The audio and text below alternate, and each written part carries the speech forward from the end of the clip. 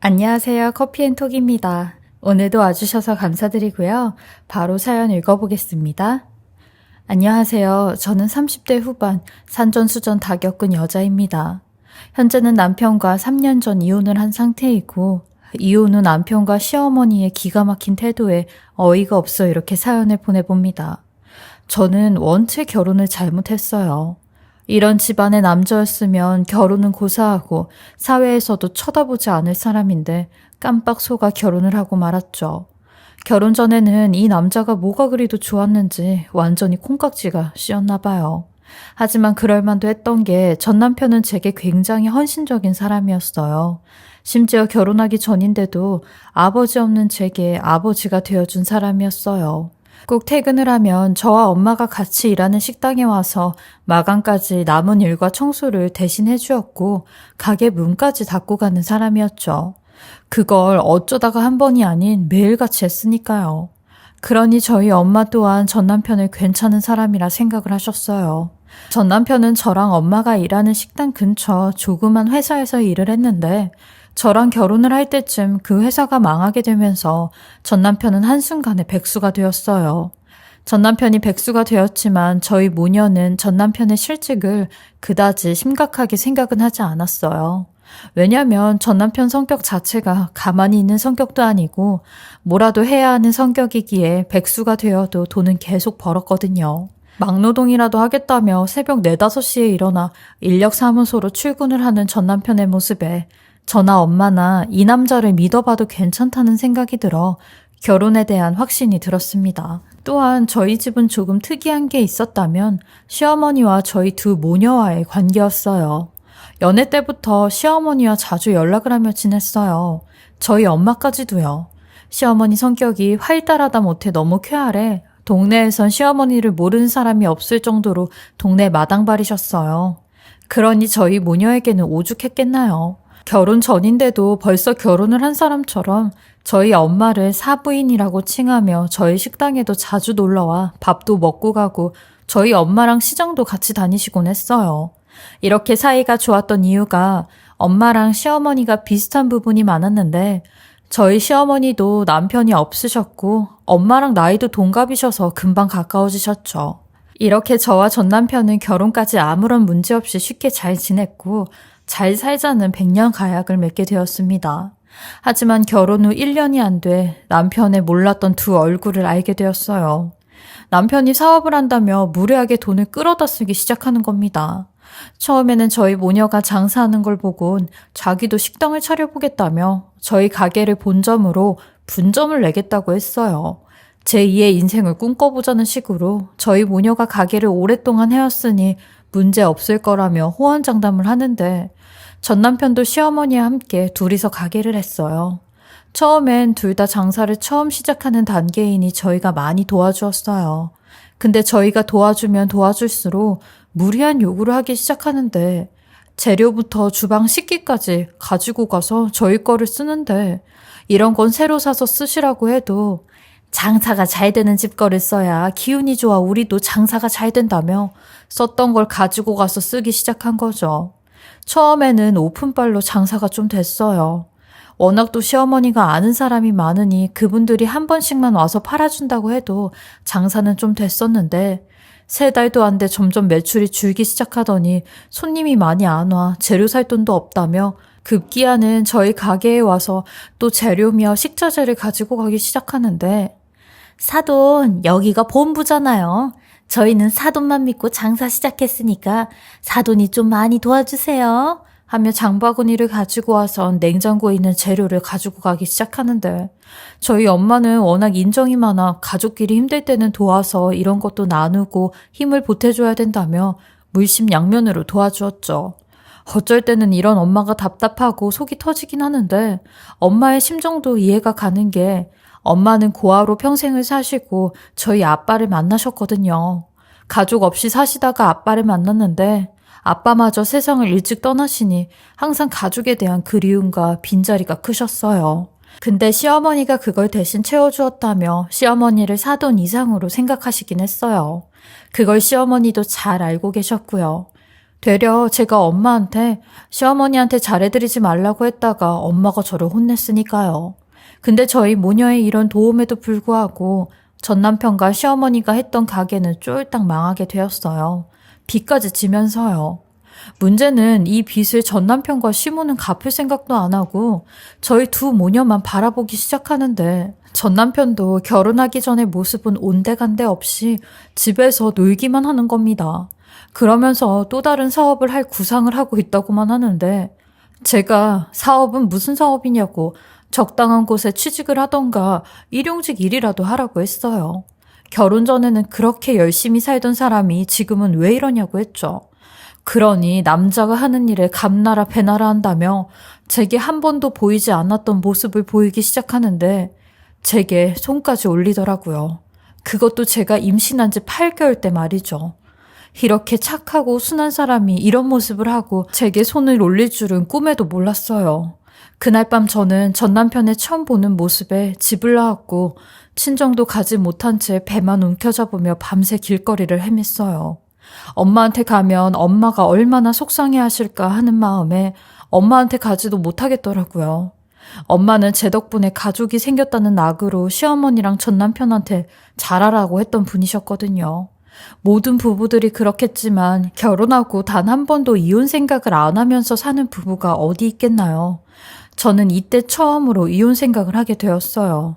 하지만 2달 뒤면 태어날 아이 때문에 이혼도 할 수 없는 궁지에 몰렸죠. 제가 몇 시간 동안을 길거리에서 헤매고 있으니 전 남편에게 연락이 오더라고요. 지가 순간 욱해서 그런 거라며 미안하다고 2번 다시 이런 일은 없을 거라고 어디냐고 내가 무릎이라도 꿇고 빌 테니 용서해달라고 하더라고요. 전 남편 놈은 제 앞에서 눈물까지 보이며 내가 당신한테 또 이러면 사람이 아니야. 그리고 이젠 정말로 당신 속 안 속이고 사업이니 뭐니 이런 소리 안 하면서 살게. 그러니까 나 한 번만 용서해줘. 응? 이라고 하는데 이런 모습에 또 속고 말았어요. 각서까지 쓴다는 전 남편에게 각서까지 받으며 전 남편을 믿어보겠다고 했죠. 그 이후로 전 남편은 달라지긴 했어요. 새벽엔 신문 돌리는 일을 했고 막달인 저를 대신해 엄마 식당에 나가 서빙이며 굳은 일은 다 본인이 하더라고요. 그리고 제가 아기를 낳고 아기를 키울 때까지 제 이상의 몫을 하겠다고 했어요. 근데 제가 엄마한테 어느 정도 아이를 키워놓으면 식당으로 다시 일을 하러 나간다고 했는데도 엄마는 저보다 사위랑 손발이 더 잘 맞는다며 쉬엄쉬엄 나와도 된다고 하셨죠. 전 남편 또한 아이 돌보는데 집중하라고 식당 일은 내가 잘하고 있으니 걱정하지 말라고 하더라고요.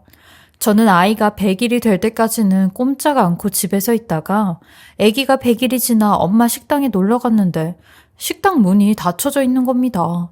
분명히 남편도 새벽에 신문을 돌리고 식당으로 바로 일을 나간다고 했었는데 말이죠.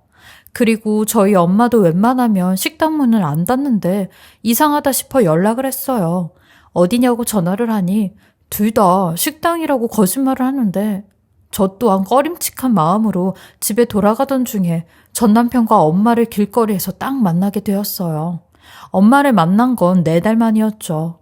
엄마는 가게 일 때문에 저랑 아기를 보러 오지도 못했고 저 또한 몸조리와 육아 때문에 엄마를 보러 가지도 못해 전화로만 통화를 계속했거든요.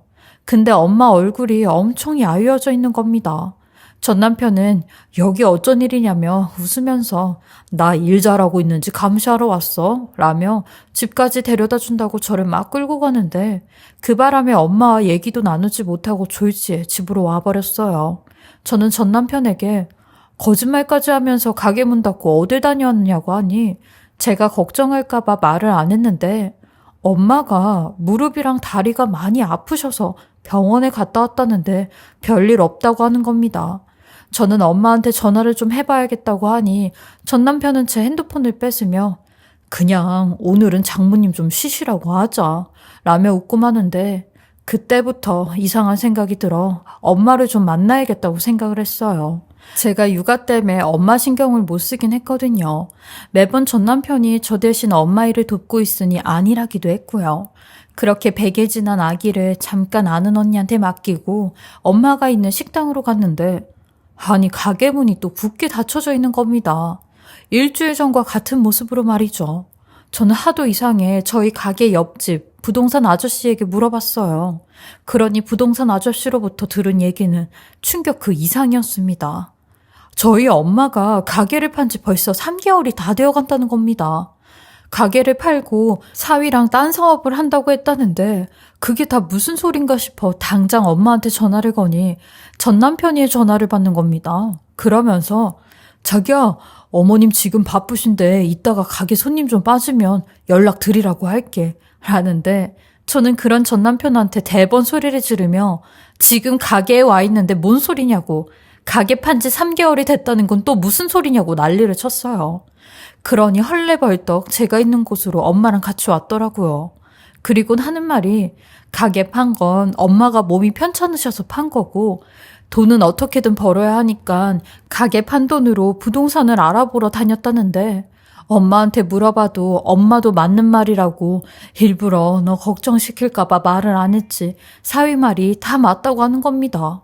그러면서 사위 따라서 부동산 좀 알아보고 다니니까 쏠쏠하게 돈 좀 벌 수 있겠더라. 사위가 아주 부동산에 특출난 것 같아. 그리고 가게 판 돈으로 내 노후까지 책임지게 해준다는데 엄마도 이제 좀 쉬어야 되지 않겠니? 라고 하는 겁니다. 그 말에 저도 모르게 화가 나 엄마는 어떻게 나 모르게 가게를 팔 수가 있어. 당신도 그래. 가게 판 지가 3개월이 다 되어 갔는데 그동안 아무 소리도 안 했다는 게 이게 말이나 돼? 라며 어이가 없다는 듯이 말을 했어요. 그러니 엄마가 평생을 단 한 번도 저한테 큰 소리를 치신 적이 없었던 엄마가 제게 소리를 지르시며 나도 내 인생 좀 살자. 너만 네 인생이 있는 거야? 사위 이만 가세. 오후에 무슨 컨설팅 받으러 간다고 하지 않았나? 얼른 가세. 라며 전 남편을 끌고 저를 밀치고 가버리시는 겁니다. 그 모습에 엄마가 이상해졌다는 확신이 들었고 전 남편도 이따 집에서 보자며 저를 휙 하고 지나쳐버리는데 저는 안 되겠다 싶은 마음에 그 다음날 남편과 엄마를 뒤쫓기로 마음을 먹었습니다. 100일이 갓 지난 아이는 아는 언니에게 맡기고 새벽에 남편이 나가자마자 택시를 한 대 불러 친정집 앞으로 갔어요. 그러니 한참 뒤 엄마가 밖을 나오는데 아니 시어머니도 같이 나오시는 겁니다. 그리고 시어머니 차를 타곤 어디론가 향하는데 저도 택시를 타고 그 둘을 쫓아갔죠. 그리고는 어느 허름한 빌딩에 주차를 하고 헐레벌떡 그 빌딩 안으로 들어가는데 그곳엔 땡땡 부동산이라는 간판 말고는 아무런 간판이 없었어요.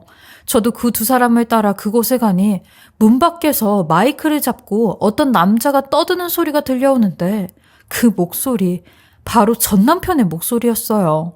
저는 문틈 사이로 그 안을 들여다봤고 부동산의 부자도 모르는 전 남편이 뭘 대단한 걸 알려주듯이 거기 모인 몇몇 사람들에게 강의를 하고 있는 겁니다. 그러더니 거기 앉아있던 엄마와 시모가 급하게 밖으로 나오는데 저도 그 모습을 보곤 화장실로 들어가 숨죽여 있었어요. 그리고 곧이어 우당탕 하는 소리와 함께 엄마와 시모가 화장실 안으로 들어오는 소리가 들려왔어요. 근데 시모가 저희 엄마한테 야 박순내, 네가 내 집을 사야지 저 사람들이 믿을 거 아니야. 너 오늘은 당장 서류에 도장 찍어. 안 그럼 가만히 안 있을 테니까. 너 어차피 가게 판 돈 그 돈 있잖아. 그걸로 사는 신용만 하라고. 아니 사돈끼리 누가 너한테 사기친대? 너한테 사기친다냐고. 그냥 우리는 쇼만 하는 거야. 우리는 저 사람들 돈 뜯으려고 하는 거지. 누가 너한테 사기친다냐? 라는 쿵쿵하는 소리가 나더니 저희 엄마는 캑캑거리며 알겠어. 이것 좀 놔봐. 라고 하는데 곧이어 시모가 너 이거 네 딸한테 말하는 순간 네 딸은 바로 이혼녀 되는 거고 너는 네 돈 본전도 못 찾고 바로 그 짓꼴 되는 거니까 알아서 해. 라고 하는데 그 말을 듣고 바로 제가 화장실에 나가 이게 지금 뭐 하는 거냐고 엄마 나오라고 소리를 질렀어요. 그러니 시모랑 엄마가 쥐죽은 듯 조용히 있는 겁니다. 그리고 이내 아무 소리가 안 들리더니 그 안에서 또 다른 문소리가 들리는 겁니다. 저는 빨리 나오라며 화장실 문을 두드려댔고 칸 밑으로 두 사람을 봤는데 아니 엄마랑 시모는 온데간데 없고 화장실 칸 위로 보니 세상에 그 화장실 변기 옆쪽으로 또 다른 문이 있는데 그 문으로 도망을 친 겁니다. 저는 곧바로 화장실에서 나갔고 그 사무실로 들어가니 전 남편과 거기 강의를 듣고 있던 몇몇 사람들도 연기처럼 사라지고 말았어요.